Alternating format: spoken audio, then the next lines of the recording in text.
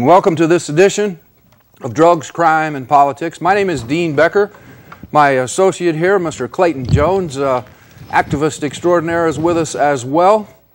Tonight we're going to be talking about the end of drug war, the beginning of common sense, the recognition of the futility of this 100-year-old fiasco called drug war. I am a reporter for KPFT Houston, right here in Houston, Galveston as well. You can hear my programs on 90.1 FM. Each morning at 9:57, I do a 3-minute piece called the 420 Drug War News.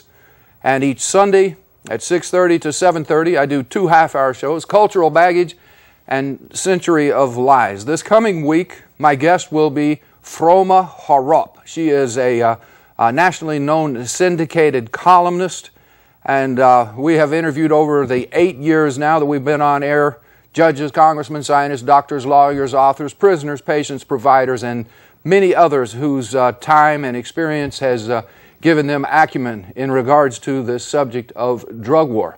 I've invested 20,000 plus hours investigating this policy.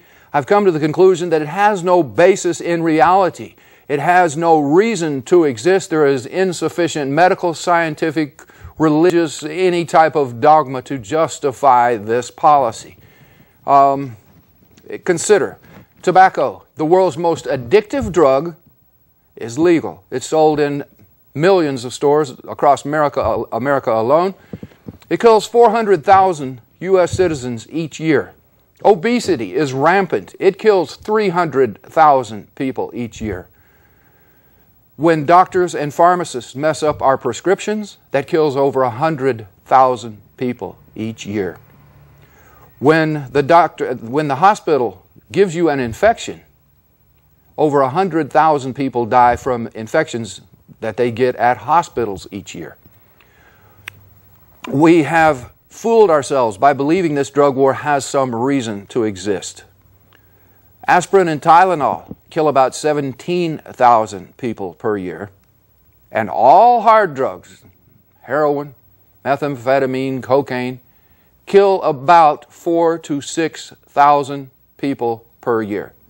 Now this despite the fact that they're made by untrained chemicals, they're smuggled through jungles and muddy rivers, they're brought to America, they're then mixed with, diluted, cut with household products that range from laxatives to rat poison. They're then sold in back rooms and alleyways by armed gangsters to our children with no real instruction on the use of these drugs. And yet they kill a minuscule fraction of what tobacco, obesity, alcohol, all of these other drugs do. There is no logic, there is no reason for this drug war to exist. I am also a member of a group called Law Enforcement Against Prohibition. You can find their website on the web at leap.cc. We're a collection now of more than 11,000 members, many of us with time spent in the trenches of the drug war as cops, wardens, prosecutors, and others in the criminal justice system. We speak to thousands of organizations each year trying to bring this drug war to an end. And one such brave soul, she's now passed on, is Judge Eleanor Schockett. And I'd like to share her video with you now to help you better understand the reason, the need to end this war on drugs. For 47 years, I practiced law in Dade County, Florida. And for the last 12 of those years, I was a judge serving in the family, the civil, and the criminal court. My first interest in the drug war, well, there wasn't a drug war back then, was when I was in law school at Tulane, and I did my senior paper on the drug laws, the administration of the drug laws in the United States. This was for figures based on 56 and 57, so we're talking about 50 years ago. And then I graduated Tulane, came down to Miami, married, and interestingly enough, I married a pharmacist. So I was still interested in what was going on in this field because I got mad enough at the DEA when I was in law school, and I said to myself, now don't forget, I'm a little wet behind the ears. I'm 20 years old when I do this paper, and even I can tell it's a stupid policy. And then when I come back to Miami, my husband and his partners own what are known as ethical apothecaries. You know, they're not the great big drugstores that you see today, but they carry candy and hospital supplies and everything else, and they do a large prescription business. And one day, one of his drugstores gets held up at gunpoint. I happen to know the clerk that was working in the store at the time, and she was just frightened out of her mind. The following week, Anslinger was his name, who was the head of the DEA, and he says, we know things are working because we've had an increase in drugstore robberies. And I said, is somebody a little crazy here? Do you jeopardize your population? I went on the bench, and I had never done a criminal case in my life. When I saw what was going on in criminal cases, I was just appalled. The first thing I will tell you is that there ain't no such thing as justice. People have to remember that. There ain't no such thing as justice.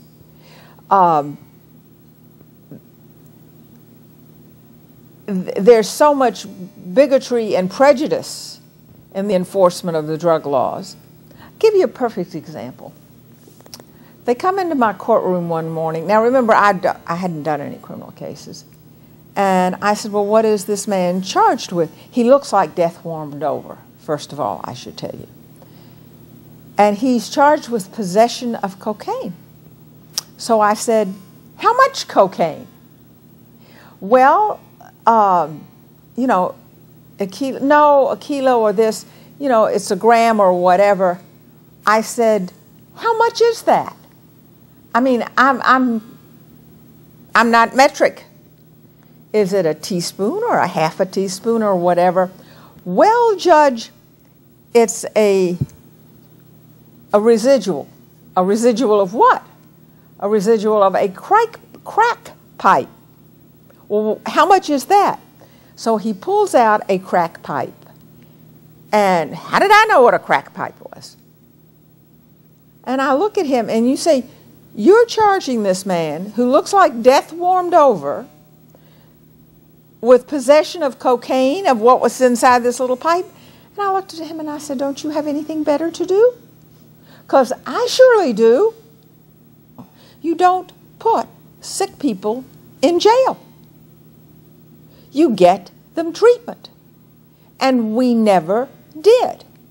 Something else that it tells me, that this policy of arresting nonviolent drug offenders is taking up time and space in jail. That we are, as a judge in Dade County, I had a case of 1,500. And when you had to get your caseload down, you plea bargained. There's been a series of articles in New Orleans this week about the fact they want to see how efficient judges are, about how efficient they get rid of their cases. You know, well, it's not efficient to plea. If you want to get rid of cases, you plea bargain. But that doesn't mean that people are going to get justice. Forget it. There is no such thing as justice. I'm sorry that I ever used the term. You tell somebody, if you want to get out of jail, sign this piece of paper. If you don't want to get out of jail right now, if you're sure you're innocent and you want to plead innocent, well, you can stay here another 6 months or a year before we'll get around to trying you. Now, is something wrong with that, folks? I think it is. Are you a better or more efficient judge because you coerce people in taking pleas? I've actually tried to talk people out of a plea, and I would say to them, this plea is a trap. They know you can't make probation. They probably also know they're not going to be able to convict you because they don't have time to convict you. They don't have the money to bring the policeman in, whatever. They just want you out of their way. And they don't have to worry because you will plea and you'll violate your probation, because most of the time you're homeless and you can't live up to the criteria. And the probationary requirements generally are so ridiculous that nobody can survive them. You have to use triage in the justice, I don't call it justice, in the judicial system just the way you do in a hospital. There are only so many patients you're going to be able to take into an emergency room. You have to take the most important. And they're not willing to take the most important. They are looking for statistics. They want to see how many cases they can get off the books and off the streets in a hurry. The policemen want to make a lot of arrests because it helps their statistics with the legislature. The prosecutor wants to make the policeman look good. And this is the way they do it. It was when I was in criminal court that I saw how bad it was, and I related it back. Things had only gotten worse. They hadn't gotten better. The statistics had gotten worse. It was cheaper to get drugs. More people were getting killed on the street. What had we been doing in all of these 50 years? What was the benefit? I couldn't see it. I used to say to the people on my motion calendars, I am going to, my new life's work is going to be drug reform. I can't stand this anymore. We need to do something to help people, not to hurt them. And I'm seeing the politics. I'm seeing the dirty underside of all of this. So that's how you found me here today. Because fortunately for me, when I retired from the bench, I went online to try to find an organization. And I couldn't find one that was for me because I don't use, I don't drink, I don't have friends or relatives or family that are in prison because of the unfair laws. None of these applied to me. But then the president of one of the Florida organizations put me in touch with Jack Cole. And that was a marriage made in heaven. He invited me up to the DPA conference in New Jersey at the time, and we've been working together ever since. And this is what we need to do. My patience with stupidity has run very thin. I'm tired of people pretending that they're being tough on crime. They don't need to be tough on crime. They need to be smart on crime. You don't have wars internally. So don't tell me this is a war on drugs, because it's a war on people. It's not a war on drugs. And why? They don't really even know. I've talked to an awful lot of prison officials, and what every single one of them tells me is that you cannot take drugs out of a maximum security prison. And I ask you, if you can't take it out of a maximum security prison, how are you going to take it out of a grammar school or a high school? You're not.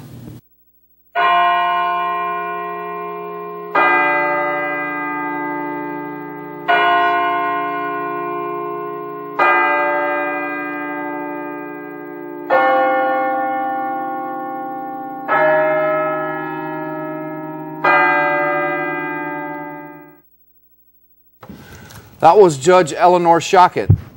You know, she passed away of cancer, but she was willing to speak the full, unvarnished truth there. I hope you appreciate it. I hope you understand the reason why I do what I do. My goal, my objective, I want to put a bullet in Osama bin Laden's fattest cash cow and drag it out into the desert to rot. I want to destroy these barbarous cartels south of our border, waging bloody, barbarous war. I want to eliminate the reason for which these violent street gangs exist in America. And of course, that reason is selling contaminated drugs to our children.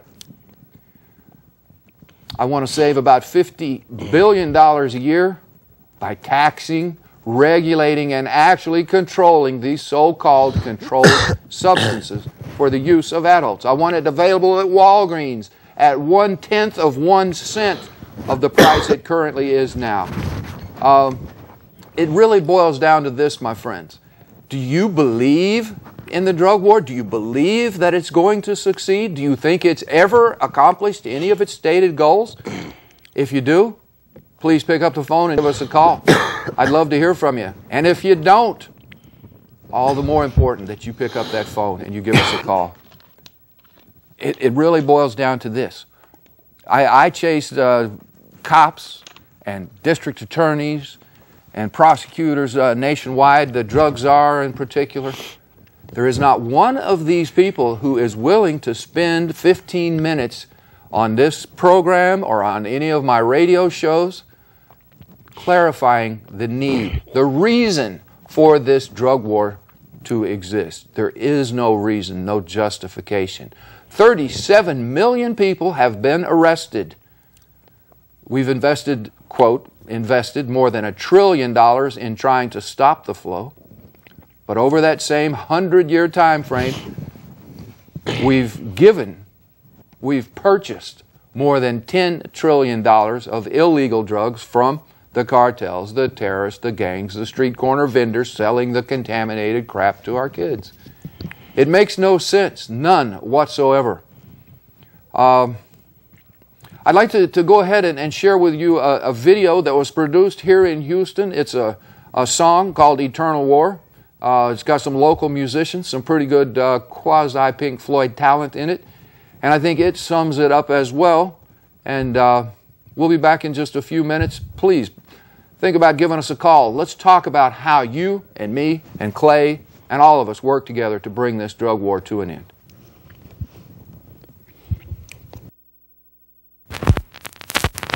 Pfizer and Merck kill more of us than the cartel scrap ever could. They thank us for our silence. Each year's $100 billion and the chance to do it forevermore. Drugs, the first eternal war.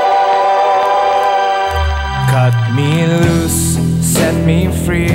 Judge what I do, now what's inside of me? Why do you pick my pocket? Just let me light my rocket. Who made you the boss of me? Get out of my life and let me be. If they stop Afghanistan from growing opium, and they cut down the Colombian cocaine, when Mexico runs out of marijuana, they think we'll quit getting high. But Walgreens is always standing by. Cut me loose, set me free. Judge what I do, now what's inside of me? Why do you pick my pocket? Just let me light my rocket. Who made you the boss of me? Get out of my life, let me be.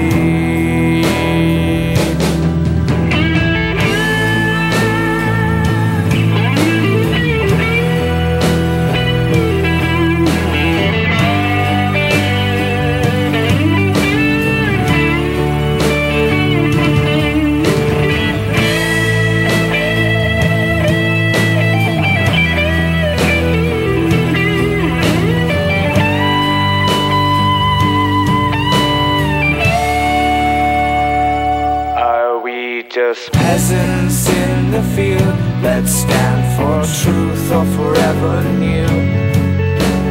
Every 16 seconds we hear the slamming door, and we owe it all to eternal war. The first eternal war.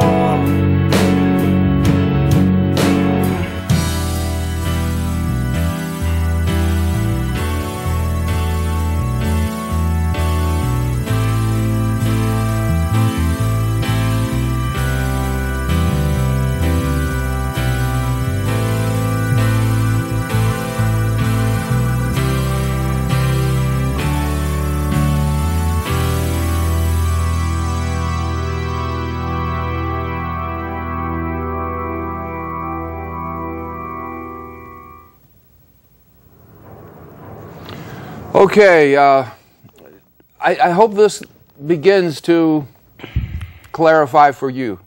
I hope this begins to create a spark, a reason for you to get involved. Will it be your kid next? Will he get caught with that little tiny amount of drugs, and will he wind up going to jail? Will he wind up peeing in the bottle? Will he wind up, paying the fines? Will he wind up in prison? Will he come out a better person for it? I don't think so, and I don't think you do either. I think you're constrained by the fact that you can't speak up at your job for fear of losing your job, and you can't speak up at church for fear of being called, a pariah, and you can't. You just feel unable to speak up. Well, I want to tell you something. You can speak up. We live right here in Houston, the gulag filling station of planet Earth. This city, this county, arrests more people than any other jurisdiction on the planet. And I'm talking about North Korea. I'm talking about Red China. I'm talking about Russia, Bulgaria, any place you can name. Houston leads the way. We've got to pull the plug on this thing. To misquote Frank Sinatra, if we can break it here, we can break it anywhere. Don't be afraid. Please pick up the phone, give us a call. I'd love to hear from you. We got one more piece before we go to the top of the hour.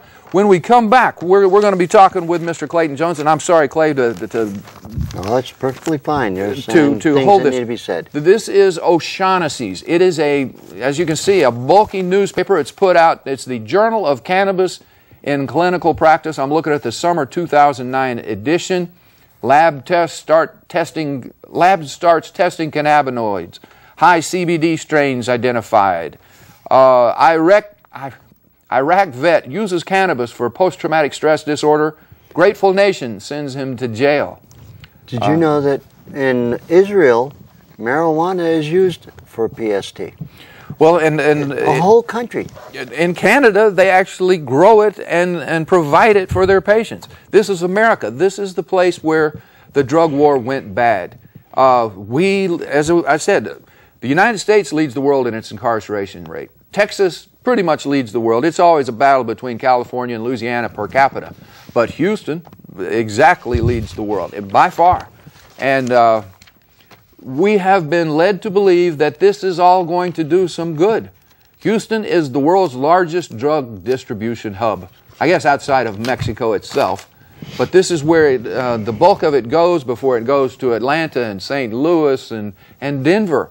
And then we feel somehow confused by the fact that our children get involved in the trade, either in using or selling it, trying to become a millionaire or a billionaire. It is the world's largest multi-level marketing organization. It is the means by which these cartels and other nefarious characters make their billions. It's estimated that for Colombia alone, they make $20 to $30 billion a year, and it's also estimated that they take 10 to 15 of those billions and use them as bribe money to pay their army, police, and our border and customs officials to ensure that these drugs make it across the border so they can be cut with household products and sold to our children.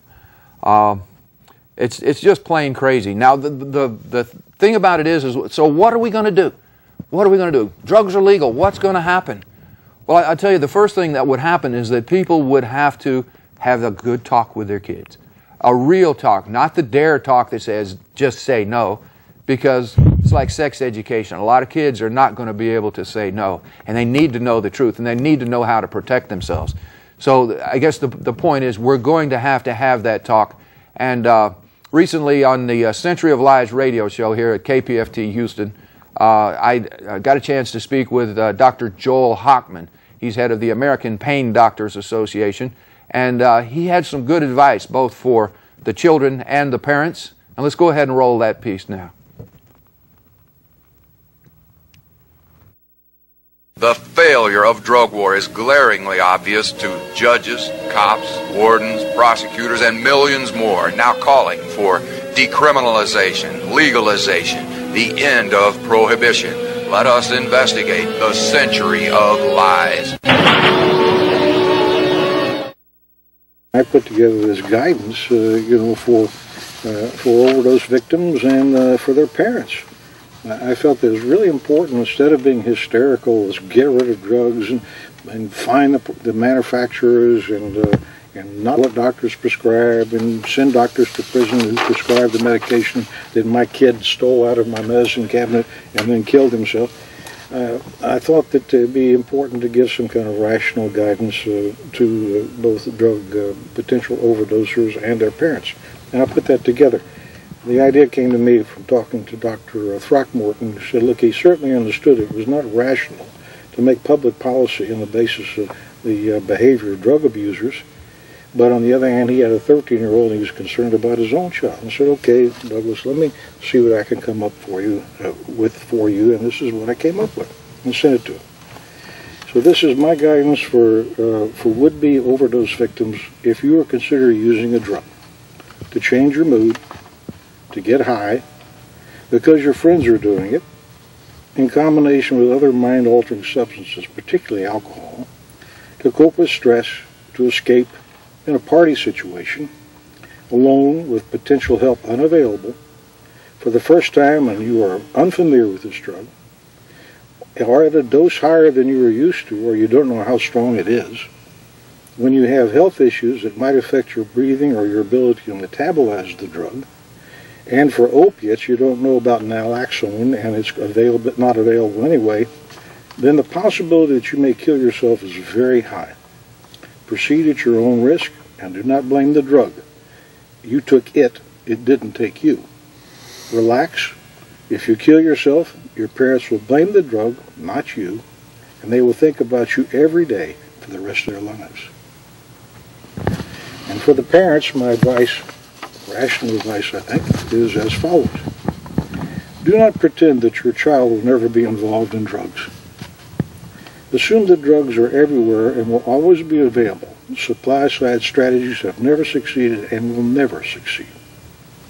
Make sure that your kids are factually educated about every drug. If you misinform them or give them propaganda, your credibility and authority with them is over. Share your personal experience and knowledge with them. Do not be a know-it-all, because you don't. Accept the fact that they may be smarter and more knowledgeable about drugs than you. If you are going to keep medications in your home, keep them absolutely locked up, no exceptions. Do not expect that they will not try to defeat the security. Be informed about the symptoms and signs of intoxication and/or overdose. Have an overdose plan. Know what to do, who to call, and what to say. Do not blame the drugs. Your kid took them, they didn't take your kid. Expect that your kids will experiment, you probably did. Make sure that they know what to expect and what to do if they get in trouble with a drug. Tell them you really love them, will miss them the rest of your life if they kill themselves, and that you would really appreciate it if they didn't. Don't do anything to convince your child that it's too risky to tell you the truth. Give every child in your home a copy of my advice to them and discuss it with them. Very sound advice. My friends, we've been speaking with Dr. Joel Hochman, the Executive Director, National Foundation for the Treatment of Pain. Their website is www.paincare.org. Please check it out. Please educate yourself. Please protect your children. Talk the truth to them. Let them know how dangerous these drugs can be and how it's necessary to proceed with caution, whatever they do.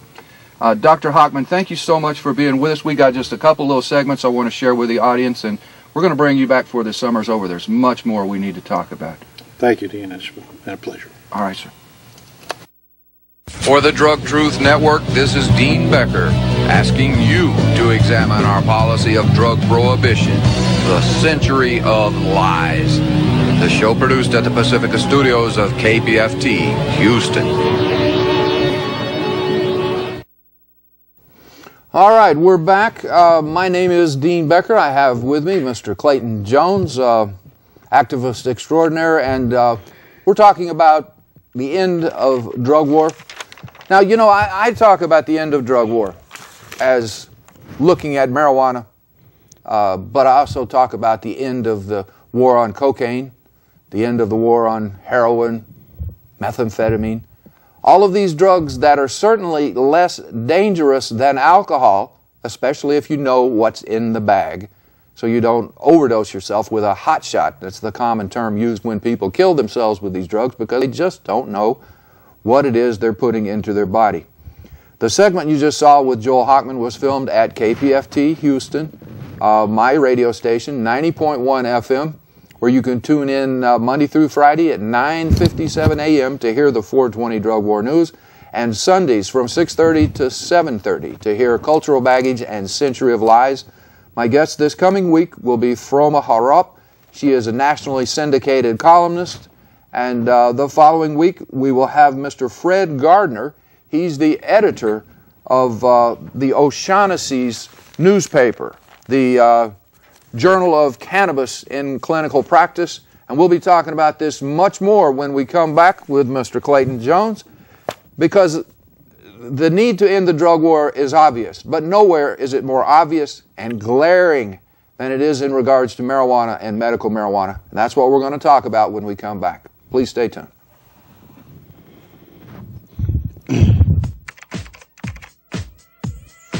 First of all, they can't see me through like the filter of like I am a kid. You know, they have to be able to relate to me as a person, you know, as an equal, somebody that I feel like is close enough to me that would not judge me. It'd have to be somebody that, you know, that I'm comfortable with. It's definitely a matter of being able to just see them as like a friend, you know, to relate to them.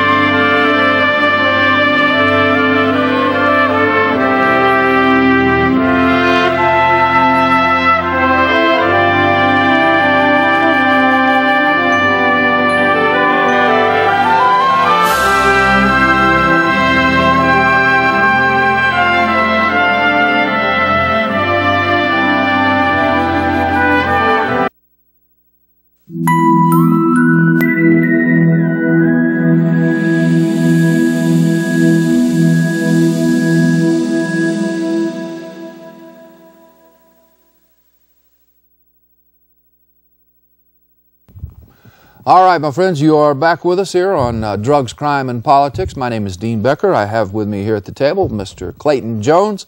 And we're going to talk about marijuana, medical marijuana, and the fact that you know the truth about marijuana, but you're not doing anything to help fix the situation. That's really the bulk of the problem now. Everybody knows it's a lie, but too few are willing to say so out loud in public. Your thoughts, Clay? Well, first of all, I want to remind everybody that this is a call-in program. We want your calls. We appreciate them. And we just hope we can answer some of your questions. You bet. Well, here in the United States right now, things are happening at an outstanding pace. Illinois has a decrim bill for 10 grams and less, that if you're caught with it, you get a ticket, $200. Done.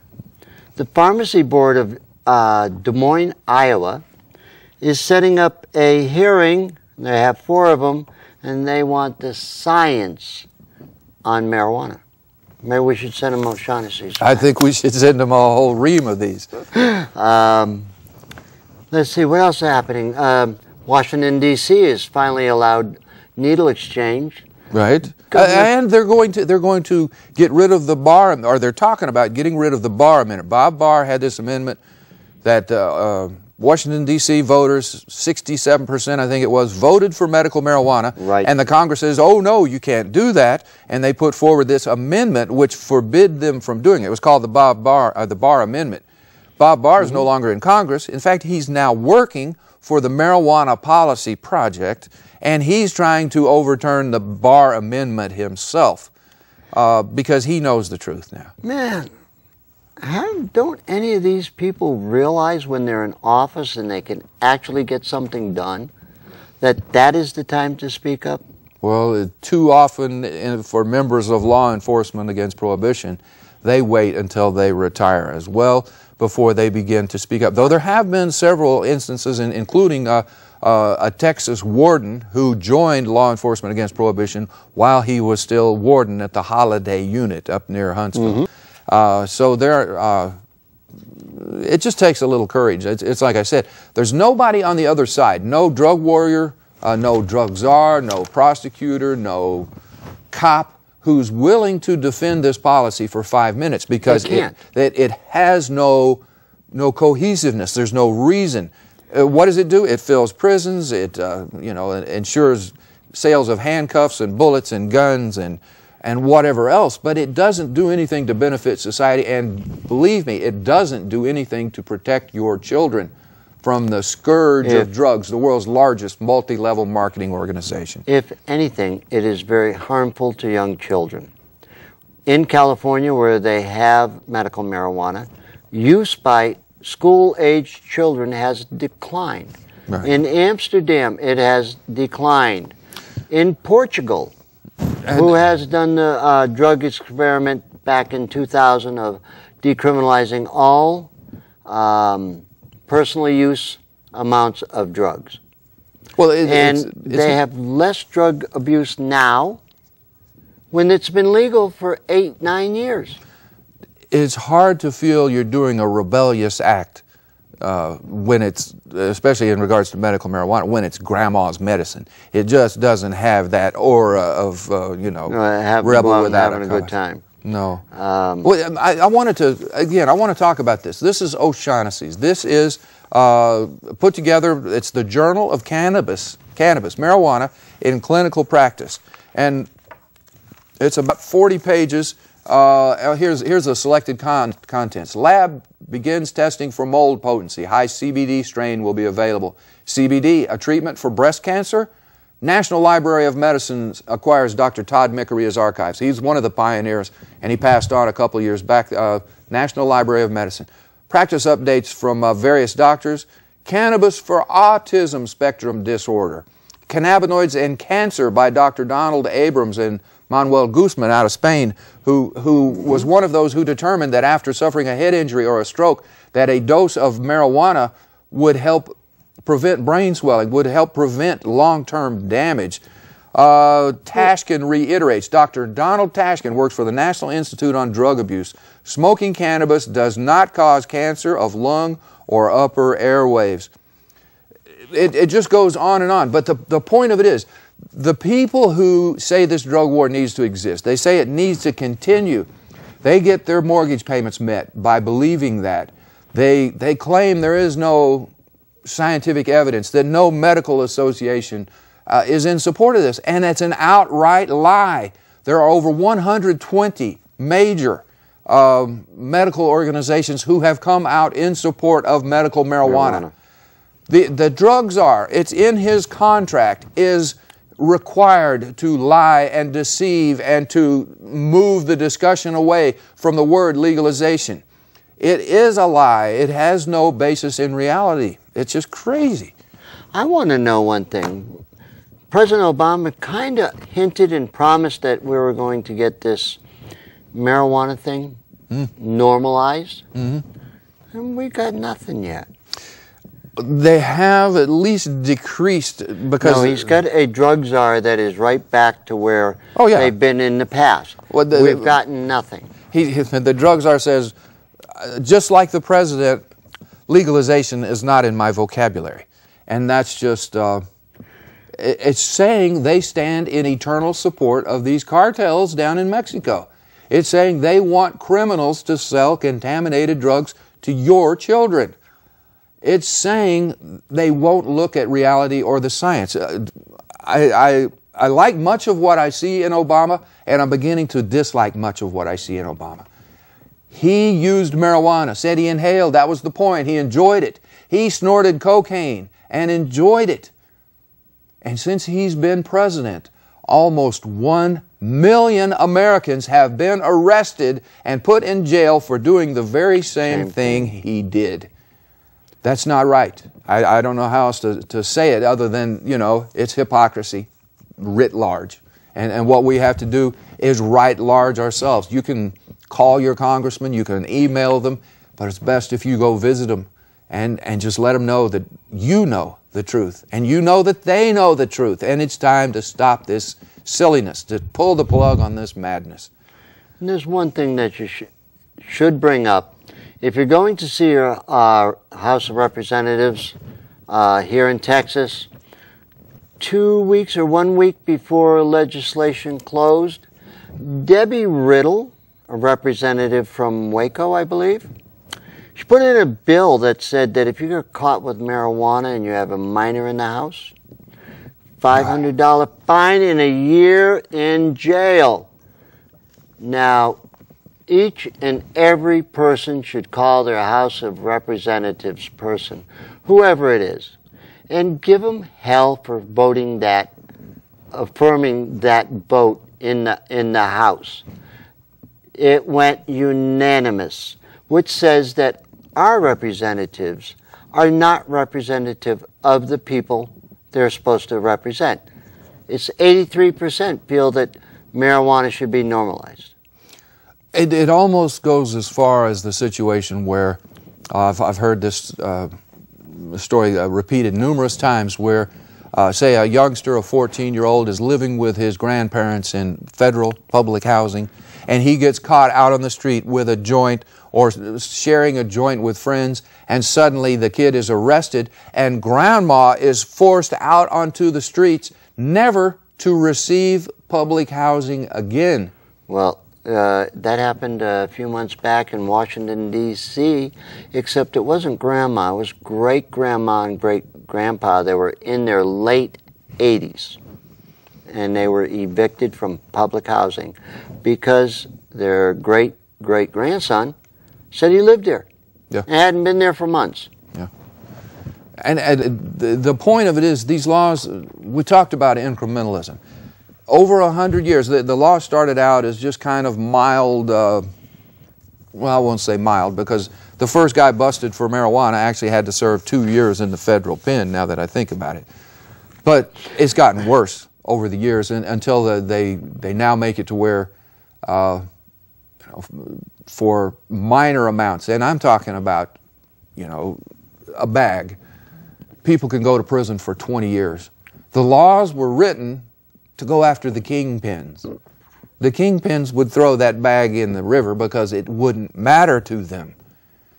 We have to stop and think about it. Who do we want to stop? Well, we want to stop the cartels. We want to stop the terrorists. We want to stop the gangs. And how do we do that? By allowing Merck and Pfizer to produce these things, by allowing Walgreens and CVS to sell these things, by requiring an ID justification of, you know, your age and your ability as an adult to purchase and use these drugs properly. I don't know about you, but I sure don't want Merck, Pfizer, Bayer making my marijuana preparations. Well, I think their big business is in the hardcore drugs that they peddle. Look, truthfully, I believe that once we pull our heads out, once we decide to go in the right direction with these drugs, that marijuana in particular will be grown in every yard, every flower bed that it needs to be in. Those people who need the cannabis will be able to grow it. In fact, its growth will be so prevalent that no one will even steal it out of your flower bed because they have their own. That it has intrinsically no worth or very little worth. And that's when the madness will cease, at least in regards to marijuana, because how many people has it killed in the last year, Clay? Marijuana? Yeah. Oh, I think about none. Yeah, but in the last 100 years. None. Since they started using it? They tried to blame it one time in Canada about a year ago that marijuana killed a guy. Yeah. But they proved that wrong. I heard there was a guy killed up near Austin once. He was out, he was a farmer. He was out tending his crops, and a bale of marijuana hit him on the back of the head that fell out of an airplane. Well, I heard that killed him. I also heard that the only deaths really in marijuana cultivation is from the police. Yeah, yeah. And that's the the point. Wrong places. And when little Johnny gets shot on the street corner in a drug turf shootout, or little Janie's out whoring and prostituting and gets herself killed, who do they go to for an opinion? Do they come talk to you or me? They talk to the DA. They talk to the police chief. Yes. They talk to these people who need this to continue. Do they come talk to those same people about the 99.9% of people who aren't creating a problem, who aren't in shootouts or whoring, but still use drugs and maybe have a successful career? Our government has made it so that the drug trade is violent because there is so much money involved. Right. There's simple ways to stop all the violence, incrementally over a few years, not decriminalize, legalize. You want to grow? Fine. You go get yourself a tax stamp and you pay your taxes on what you grow and sell. Yeah. What would be wrong with that? And, you know... Clay, I mean, look, everything you're saying makes sense. Anything that takes us away from this low point we're at in this drug war is a good thing. But to me, the idea of taxing it is well and good if by chance Ligon & Myers wants to grow it and they want to package it and put it in joints in a 20-pack and sell it at the 7-Eleven. That's fine. That's when it will be taxed. But insofar as when the day comes and I can grow Jack Hare and you can grow bubble gum, and at harvest time we just trade some bags and we share. That's not a taxable situation. No. And I guess what I'm trying to say though is that if you go back 100 years, nobody was taxed on marijuana. Nobody worried about marijuana. Kids weren't using it. It wasn't creating crime. There was no... If there was a sales tax back at that time, sales tax as it went over the counter. Well, sure, 2% or whatever the grocery might ring up, but yeah, I mean, it wasn't its own individual tax. Well, Oakland just voted to assess a $50 tax per ounce, and they estimate it to be of value to the government of $1.4 billion in taxes. And of course, California is kind of like the harbinger. It's the example of where all these other states are going in the next year or two. Their budget is shortfalled by $28 billion. They're writing IOUs for tax receipts and for paychecks. For paychecks, and yeah. Hey, let me pay my rent with this IOU. They've been told that I'm trying to remember, was it 140,000 people they had in prison, and they're being told they got to bring it down by 40,000 in the next 2 years, I believe it is, yes, under federal mandate because they're unable to provide services and medical treatment and all of that kind of thing. That let's just hope that they let the non-violent people out, not the and violent ones. Keep the people we need to be protected from in jail. Well, for decades, we've been locking up people that we're mad at because of their choice. They make me we mad don't like because their choices. Yeah, they're making bad choices. Let's teach them. Let's learn them. Let's put them in prison, and certainly they'll come out better people. You put people into prison. You put them into danger of sexual raping, everything else. They're taken advantage of. If they're not new to this system, there's other prisoners preying on prisoners and stealing your commissary and all kinds of things because somebody has a plant. Yeah. And look at the young lady right here in Houston last month that died for a 10-day sentence for possession of marijuana. And dead. And I wish, if anyone out there knows more details about that particular case, the young lady who died in jail here, it hit the papers for a day or two. There was no further at least I'm not aware of any further investigation or reporting on this. But she died because she was in jail for marijuana. And for whatever reason, I would like to further report on that story. You can please send an email to dean@drugtruth.net. It's reminiscent of a story that happened in Washington, D.C. a few years back. Jonathan Maggabee, I believe was the gentleman's name. He was a quadriplegic, but he was able to drive using a sip and puff. He was riding with a buddy of his, and he was pulled over, and apparently there was marijuana in the car, and Jonathan said, "It's mine." He stood up and took that blow, if you will, and the judge wanted to teach him a lesson. So the judge sentenced this young man to, I believe it was 10 days in jail. The second or third night he was in jail, you see, he needed a ventilator because of his condition, and the jail didn't have the particular ventilator, and his mother was trying to get the ventilator to the jail, and he was sent to the hospital, and they revived him and got him so-so and sent him back to jail. And about the time his mother finally convinced them he needed this ventilator, he died because they didn't have the facilities, they didn't have the doctors, the knowledge to do anything about it. I'm told we do have a caller. Welcome to Drugs, Crime, and Politics. You have a comment? Yes, sir. How you doing? I'm good. Good to hear from you. Okay. I'm going to cut my TV down here where I can hear you. Well, I thank you for that. Now, either one of you guys was in Vietnam. I was in during the era, but I did not go to Nam. Yes, I was there. Clay was there. Okay. Well, I just don't agree with legalizing marijuana. Please tell me why. Well, back in the day when we were smoking that good weed and stuff like that, I'm about 66 years old now, and I just can't see today's youth doing that because they already out there in left field somewhere, and I just can't see a mixture of marijuana where they can get their hands on it anytime they can get ready, 7 on a 24, that it would probably be a crisis in this United States. I just can't see that. Ain't no way in the world I can see that. Well, sir, you need to face the fact that it's already out there. It is everywhere.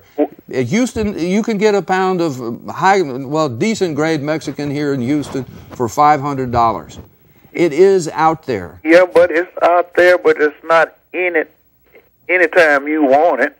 Anybody can grow it. You know that. It's out there just like any other little place hidden out there somewhere. It takes maybe a small effort to get it, but it's not out there where everybody can grow it and when they get ready.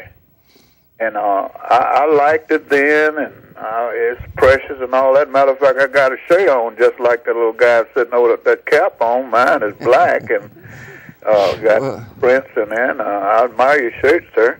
Thank you. But I just don't. I don't think it'll work. Now, it's just my opinion. Well, and I know we're all entitled to our opinions, and I want to say this, sir. Yes, sir. What would you prefer? That cartels grow it, criminals sell it? No. Or do you want it to be available through Walgreens or some state-regulated mechanism? I don't want the cartels dealing nothing into the United States more than what they're doing right now. That's who's bringing it in. Now, I was looking at a little deal here on the History Channel where the Hells Angels used to bring it in and out through America and all abroad and everything, but I don't think they're doing it. Especially when we got these big trucks coming in 235 in the inner fiber of America there. So, like I said, I can't just knock it down. I had some good days with it, but I just don't think everybody's system could. And see, I'm going to tell you something. In our day, back in when I was in my norm day, we had a little bit more morals than these kids have today. So a mixture of all the left craziness going on right now, I just don't think it'll work. Well, sir, we appreciate your opinion. Thank you for your call. We love you. You too, sir. All right, Clay, I mean, he's got kind of a point, but not enough to counter the reality. The reality is that anybody can get it. I can get it 24 hours a day. Any kid in high school, give him 24 hours, he can get his hands on any drug he wants. And I've got a friend who is a high school teacher. Marijuana is not a problem out there at Katy High School. It's pills. It's the pills that they can put in their pen, put it in their pocket, and he has watched kids just deteriorate through a class. Just at you the can beginning see of the the class, effect of the pill. Yes. Yeah. You can see the effect, and by the end of the class, they're slurring. He says marijuana has never been a problem in his high schools, whether they do it outside of the schools. It's too smelly. Well, that's true. It's too bulky, and it's too hard to hide. And marijuana is not a problem in the schools. Now, but I do kind of understand his thought that, I don't know, about morals. I don't think we're any more or less moral than we were 50 years ago. I think what we have is a society that has chosen to focus on the wrong thing, that has focused on war rather than peace, that has focused on health insurance versus health, that has focused on drug war rather than drug truth.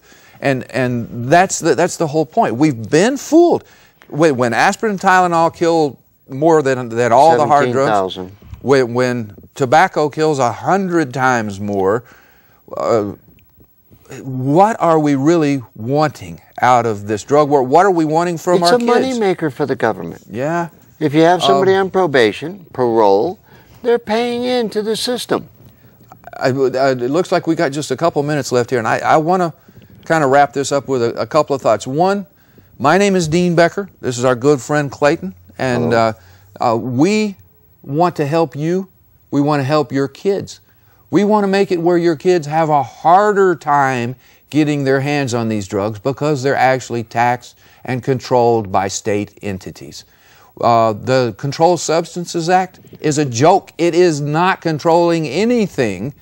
It is just a means for the DEA to fleece and screw us repeatedly, year after decade after century. I produce 9 radio shows per week for KPFT Houston. You can tune in each Monday through Friday at 9:57 a.m. for the 420 Drug War News. Please join us this Sunday at 6:30. Our guest will be Froma Harop. She is a nationally syndicated columnist. We'll be talking about this drug war. We'll be talking about the unvarnished truth about this drug war. And you can tune in to hundreds of my shows by going online to drugtruth.net. We appreciate you being with us. Clay, your closing thoughts? Oh, you're very good. My closing thoughts is that if everybody listening to our program would sit down and write one paragraph to their state representative and state senator, and they start seeing how many people are for this, I think we could change things right here in this state. Yep. Break it here, we can break it anywhere. This is the place, folks. This is the gulag filling station of planet Earth. Please do your part. It's really up to you. It will end when you get sick enough of it. Please. And we thank you for being with us here on Drugs, Crime, and Politics.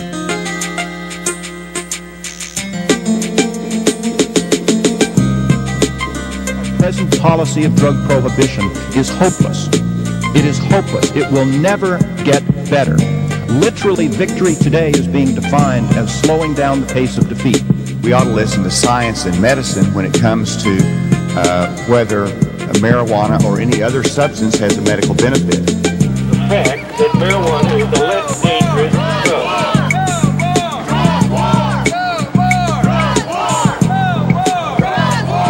We're going full-blown into a program that has failed and failed every other time we've tried it. Please point out one success in 30 years of an eradication program that has stopped drugs from coming to this country. Point out one success, because I reviewed that research and there is none.